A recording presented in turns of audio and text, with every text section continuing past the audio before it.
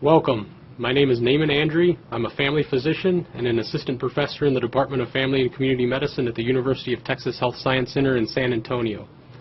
As a family physician, I care for patients of all ages and both genders in multiple healthcare settings. I also teach medical students and family medicine residents. Today, I'm going to be speaking on one of the most rewarding aspects of my job, making a difference for adults with intellectual and developmental disabilities. Here are the objectives of this session. Number 1, define intellectual and developmental disability. Number 2, identify common health disparities and challenges faced by adults with IDDs. Number 3, describe a special partnership between the UT Health Science Center Family Medicine Residency Program and Reaching Maximum Independence Group Homes. We'll start with some definitions. Developmental disabilities are severe chronic disabilities that can be cognitive, physical, or both. The disabilities appear before the age of 22 and are likely to be lifelong. Some developmental disabilities are largely physical issues, such as cerebral palsy or epilepsy, and some individuals may have a condition that includes both a physical and an intellectual disability, for example, Down syndrome or fetal alcohol syndrome. Intellectual disability encompasses the cognitive part of this definition. The 3 major criteria for intellectual disability are, number 1, significant limitations in intellectual functioning, number 2, significant limitations in adaptive behavior, and number 3, an onset before age 18. Intellectual functioning is measured by the IQ test and includes reasoning, problem solving, and learning. Typically, test scores less than 70 indicate limitations in intellectual functioning. Adaptive behavior covers 3 types of skills. Conceptual skills, which are language and literacy, money, time, and number concepts, and self-direction. Social skills, which are interpersonal skills, social responsibility, self-esteem, gullibility, social problem solving, and the ability to follow rules, obey laws, and avoid being victimized. And then there's practical skills, which are those activities of daily living and personal care. Disabilities have multiple causes, and these are determined by different risk factors and their timing of exposure. Risk factors include biomedical, social, behavioral, and educational risks, and the timing of exposure can be either in the prenatal period, perinatal, or postnatal. In Bexar County, where San Antonio is located, 13.1% of the 1.7 million residents have some form of disability. And this is according to data from the U.S. Census Bureau's 2009 to 2013 American Community Survey. Those numbers are probably larger than that now. The disabilities counted include hearing, vision, cognitive, ambulatory, self-care, and independent living difficulties. This equates to the following numbers. 23,000 disabled children, the majority of whom have a disability that falls under the IDD spectrum, 125,000 disabled adults, an unknown proportion of these adults have acquired disability from disease and accident, and 77,000 disabled seniors above the age of 65, the majority of whom have acquired disability and not IDD. In 2000, Healthy People 2020 warned, people with disabilities would be expected to experience disadvantages in health and well-being compared with the general population. Sadly, this statement remains accurate. People with IDDs remain subject to significant health disparities. When we think about health, we have to think about people in all of their environments, because they all impact health. So why are some people in good health and others not? Some comes from genetics, parents, and luck to an extent. Behavior, do we exercise, eat right, not engage in behaviors with negative health outcomes? Public services and infrastructure also play a role. Is our health department well funded? The environment is also a factor. Is the air and water clean? What do our neighborhoods look like? Who has health insurance and who doesn't? As clinicians, we must understand where those things come from to address them, because somewhere between the forces in the sky and our office doors, we can have an impact. While disparities for individuals with IDDs are numerous, the three I'll focus on today are access to care, quality of care, and cost.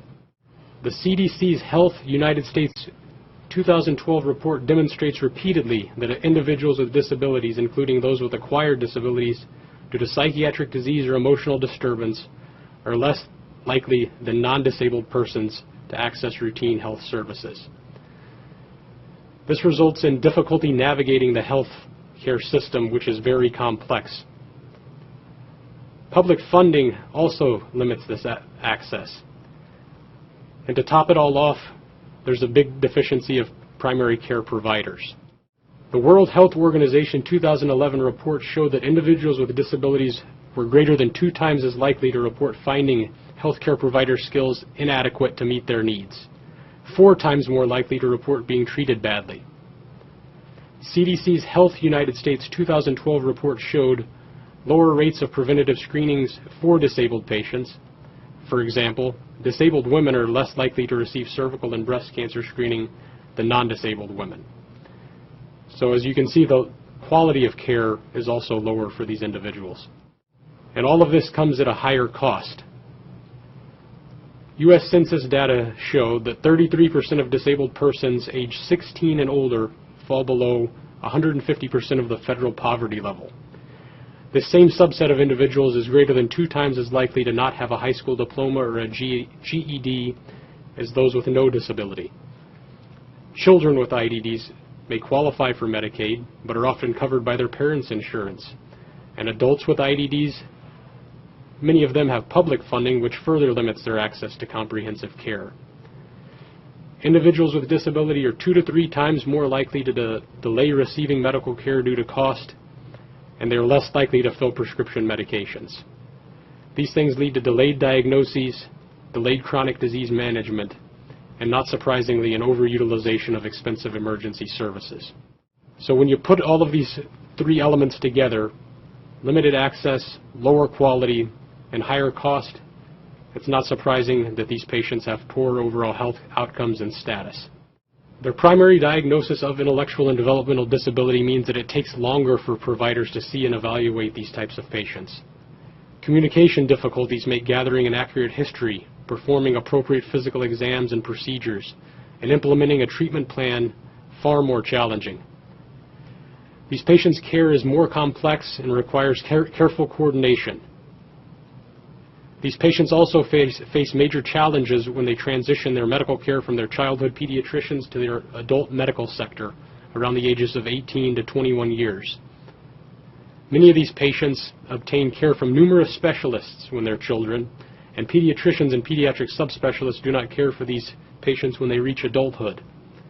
Additionally, the funding for these individuals also limits their care. When they transition to Medicaid programs as adults, this puts their overall health status in jeopardy. Not to mention the transportation services required for these patients to get to their appointments also poses more complexity and challenges for these individuals. And finally, the families of these patients are more overwhelmed and they need significant psychosocial support. As far as needs on the health professional end, education. Medical school and residency training for patients like these is lacking.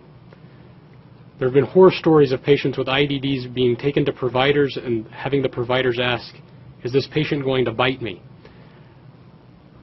Other providers simply refuse to accept these type of patients into their practices, and the ones who do provide care that's subpar. One of our patients was almost admitted to hospice care when all she needed to have done was have her diseased gallbladder removed. These patients have unique health problems and they warrant careful attention and complex coordination by primary care providers. Their overall health status is definitely more fragile and it requires multifaceted care from various subspecialists. Some conditions are more prevalent in this patient population, including failure to thrive, malabsorption, malnutrition, poor dentition due to difficulties with oral hygiene and medication side effects, skin breakdown and pressure ulcers due to immobility, chronic constipation, and recurrent urinary tract infections. Secondary conditions associated with these patients' primary intellectual or developmental disability include congenital heart disease, hypothyroidism, seizure disorders, musculoskeletal abnormalities, hydrocephalus, psychiatric disorders, and chronic respiratory disease. Furthermore, as these patients age, they're equally as likely to develop routine chronic diseases such as hypertension, diabetes, heart disease, or cancer. These issues make providing routine medical care for this patient population quite challenging and time-consuming. Yet, many providers are allotted the same time to care for these patients in their clinical practice as any other patient. In our productivity-based culture, physicians in traditional practices struggle to invest the time required to take care of these patients because their efforts are not reimbursed by standard health funding plans. On a more positive note, I would like to share some information about a successful nonprofit program here in San Antonio. Reaching Maximum Independence is a nonprofit organization here in Bexar County who serve individuals with IDDs. It was founded through the ARC of San Antonio in 1982 and exists to provide a structured environment for adults who are intellectually challenged, and it provides education and housing as well as other resources for those who need it. RMI's mission is to assist adults and children with intellectual and developmental disabilities to reach their maximum level of independence through educational outreach, vocational, and residential services. RMI currently has 139 total clients who receive residential employment monitoring, community integration, and day program support. The University of Texas Health Science Center at San Antonio Family Medicine Residency Program has a special bond with RMI. Dr. Sasha Lafredo helped form this bond. In our family medicine training program, we have 39 residents, and it's a 3-year primary care training program. And the opportunity that exists with RMI, our second-year family medicine residents have the privilege of visiting RMI patients in the community, mainly at their group homes. There, the residents deliver primary care services and get to experience firsthand the benefits what adults with IDDs get living semi-independently. So what is the value of primary care? According to the 20th report on the Council on Graduate Medical Education on Advancing Primary Care, patients with access to regular primary care have improved health outcomes and lower health costs than those who do not. So this is a win-win for RMI's clients and for the future of family medicine. These are the various clinical services that we as family physicians offer all of our patients, and specifically our RMI patients who have IDDs. Preventative care is a big part of what we do. We provide immunizations, screening for disease, cancer screening. We manage acute problems, we manage chronic problems, and as you can imagine, patients who have IDDs experience multiple on both of those ends. Home visits is a big part of what we do for RMI. As a family medicine resident, my interest in caring for this patient population was nurtured as I made group home visits with my mentor, Dr. Lafredo. I was exposed to the lives and the special needs of these individuals, and now I care for the patients in our residency program's Family Health Center, as well as make these home visits with our residents. We typically do this on a monthly basis, and as you can see, these patients are able to stay in the comforts of their own home, an environment that's comfortable for them, and it really makes for a positive experience. So as family physicians, we provide head-to-toe care for the patients. We check their vision, we look at their feet, we examine every organ system they have, we address every complaint that they have. All of this takes time, all of this takes patience.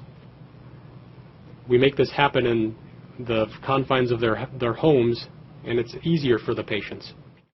One of the greatest opportunities we have as primary care physicians and as family physicians is providing continuity of care. So we develop bonds across the lifespan, and you can imagine that it's very heartwarming for us to grow with our patients and to help our patients over their lifetimes. From a patient's perspective, as you can see it from these photos here, they also get close to us as providers. We gain their trust. This is our goal. It's simple. Better care, better health, lower costs. I'm a family physician for America's Health, and I want to thank you for your attention today. This is my contact information. If you'd like to learn more about what we have to offer at UTHSCSA Family Medicine, please send me an email. We look forward to a bright future in primary care as we help develop a patient-centered community for these unique individuals. God bless.